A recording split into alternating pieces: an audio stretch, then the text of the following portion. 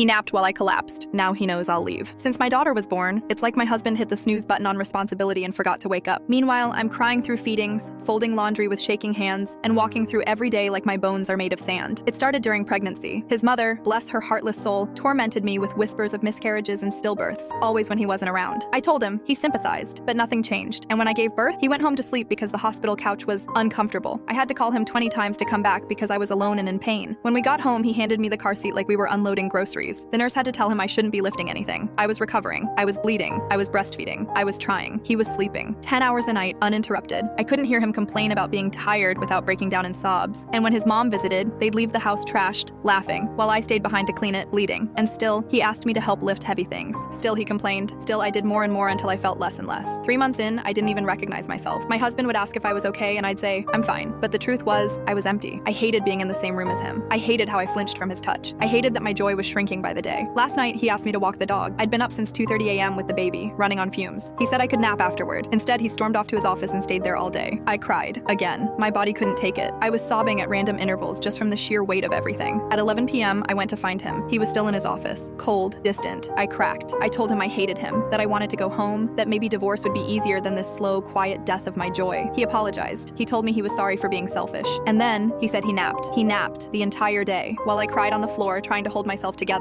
he was asleep. I couldn't even say I love you back. I didn't feel it. That night, I stayed awake while he snored peacefully next to me. All I wanted was to take my baby and run. But instead, I packed bags. This morning, I told him I was done, that something needed to change now, or I was going back to my family with our baby. When he saw the bags by the door, he finally understood I wasn't bluffing. And for the first time, he listened. I told him everything. Every time I'd been dismissed, abandoned, worn down. Every time his mother made me feel small. Every time I needed a partner and got a ghost instead. He was defensive at first, but I warned him. One more excuse and I'd walk. So he stopped. He heard me. He apologized. Once. Genuinely. And then he asked what I needed. So we made a plan. No more MIL. She's banned. No contact. When he's off work, I'm off duty. Period. One weekend day for us. Not as parents, but as people. Counseling. Together. And therapy for me. He admitted something hard too. That he never had a role model. His dad was emotionally abusive. A man who yelled instead of nurtured. He said he wanted to be like my dad, who drops everything for his kids. But he wasn't. He was failing me. And our daughter. So now it's day by day. His actions will speak louder than his promises. My bags are still packed. A quiet reminder that I can go anytime I want. And I will, if I need to. Because my daughter deserves a mother who smiles at more than just her.